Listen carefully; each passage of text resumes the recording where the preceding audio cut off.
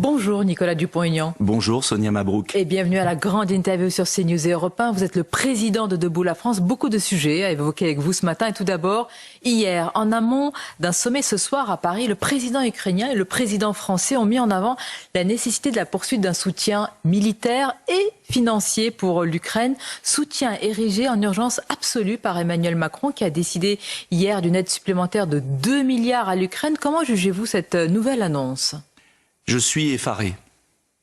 Je suis effaré parce que la France, qui aurait pu peut-être éviter cette guerre tragique, cette boucherie abominable, cette ruine économique du continent, l'aide financière colossale, parce que 15 milliards pour la France, plus 2 milliards encore, et puis surtout la plus grande faute géopolitique du siècle, c'est-à-dire pousser la Russie dans les bras de la Chine, eh bien, on aurait déjà pu éviter cela avant l'invasion russe, s'il y avait eu une France indépendante. Et là, au moment où on a la chance historique d'avoir un Donald Trump qui a compris la faute des Occidentaux depuis 10 ans en Ukraine et qui est en train de tricoter une paix durable, eh bien on a Emmanuel Macron, le Premier ministre britannique et le nouveau chancelier allemand qui, ouvertement, objectivement, manipule l'opinion pour saboter la paix.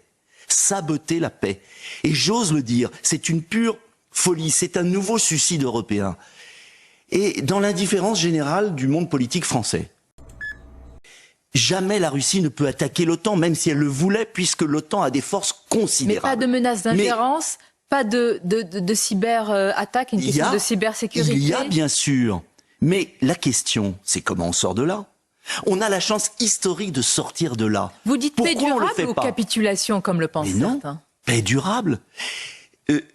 Donald Trump a eu, enfin, pour les Américains, l'intelligence de dire l'Ukraine ne sera pas dans l'OTAN.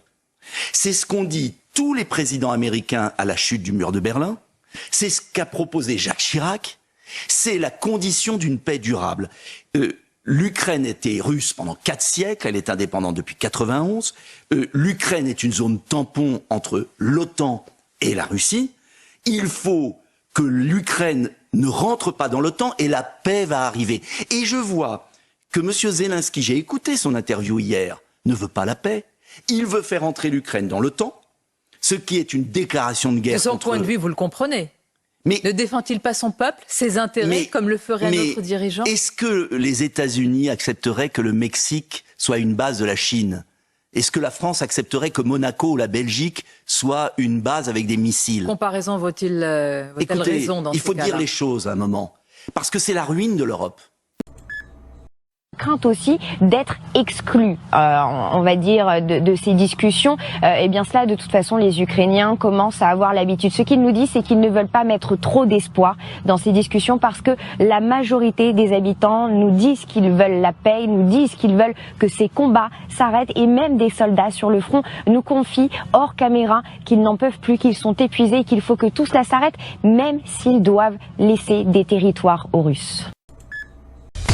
L'édito politique sur Europe 1 avec Le Figaro. Bonjour Vincent Trémollet de Villers. Bonjour Dimitri, bonjour Anissa, Dieu Gabriel et bonjour à tous. Vincent, samedi, le rabbin d'Orléans a été agressé en rentrant de la synagogue par un ado de 16 ans. Cette nouvelle attaque antisémite, elle nous rappelle que les actes de la sorte explosent depuis le 7 octobre.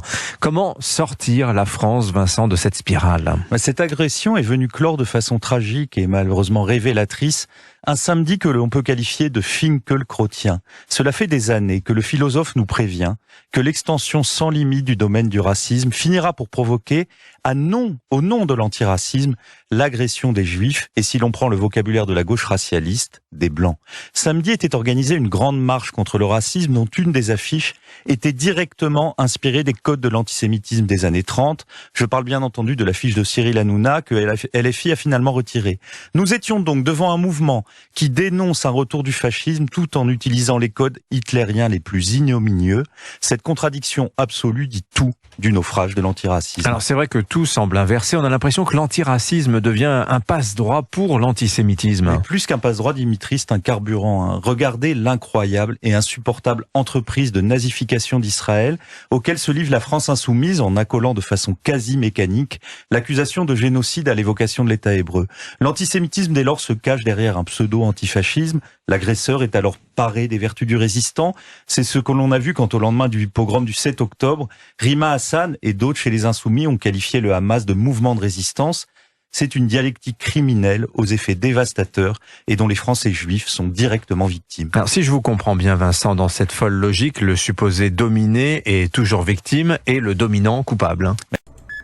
Mais je reviens sur le livre, par exemple, de ce livre enquête sur le drame de Crépol, qui révèle l'existence d'un PV de gendarmerie dans lequel il est mentionné que plusieurs personnes ont entendu ces fameux sales guerres, sales blancs, donc je fais la traduction. Mais les auteurs, vous pensez Mathieu, ont craint d'être accusés d'être extrême droite. C'est pour ça qu'ils disent que ça ne veut pas dire qu'il y a du racisme anti-blanc. Moi, je pense qu'ils sont plutôt pris dans une contradiction logique. C'est-à-dire, une contradiction mentale. Depuis plus d'un an, Crépol, on a su que la question du racisme anti-blanc était centrale. Tout le système médiatique a cherché à refouler, en fait, ce qui s'était passé à Crépol pour nous dire que ce qui était véritablement grave, c'est d'avoir nommé le racisme anti-blanc. Et ce qui était vraiment grave, c'était les manifestations contre ce qui s'était passé à Crépol.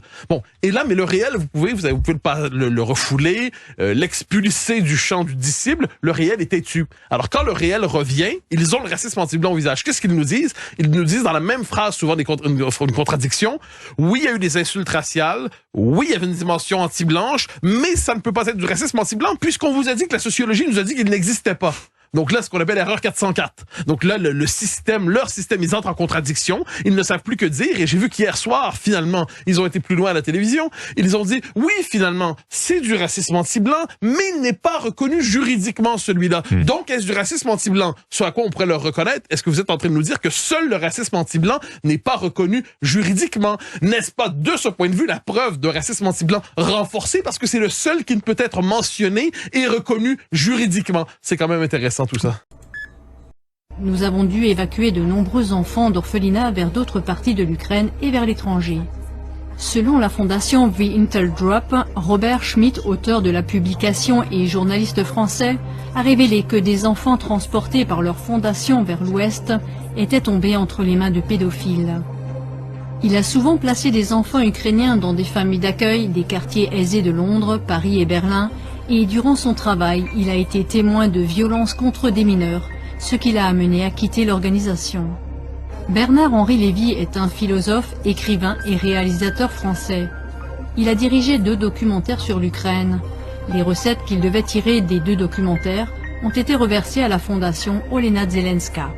Bernard-Henri Lévy est largement connu pour ses liens avec des personnes soupçonnées et accusées de pédophilie.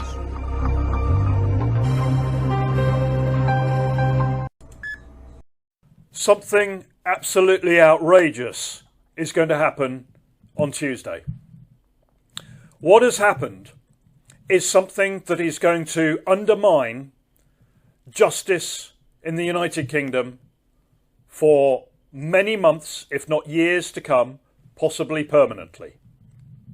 It should never have been allowed to happen.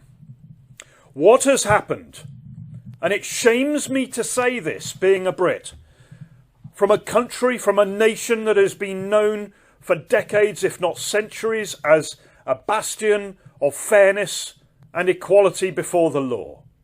What has happened is that an unelected group of individuals called the Independent Sentencing Council has issued guidelines to judges in this country that mean, in effect, from Tuesday, that white men are going to be treated more harshly by the courts than any other group in society. They have been effectively singled out for harsher treatment. The fact that this has happened should shock every man, woman and child living in these islands. The Sentencing Council is an abomination. The Sentencing Council is an insult to justice, and the Sentencing Council must be abolished now. No amount of legislation to restrict its powers will suffice. It has lost all credibility because it has abandoned the principle of equality before the law. This is what over $1 million in dead honeybee colonies looks like. And this. And this. Absolutely devastating. In the last 90 days, the United States has seen historic losses of honeybee colonies. Here we see, over the last 8 months, 1.12 million beehives, 68% of all the bees in the United States are dead. And then right below that, the 12-month total estimate is over 80% of all bees lost. Hopefully this works. The ABF and the AHPA teamed up to send a letter to the Secretary of Agriculture, which, wild fact in here, combined losses over the last 12 months, 70 to 100%. That is insane. But anyways, it's written to the Secretary of Agriculture, hopefully to shed light on the fact that this is literally historic losses and to demand some aid and relief and funding to bounce back from this. There's actually been a response to that letter that I just found. The USDA is experiencing government cuts, and so now the University of Cornell is getting involved, and here's one of their first responses. Based on early numbers that are coming in, it's suggestive that this will be the biggest loss of honeybee colonies in U.S. history.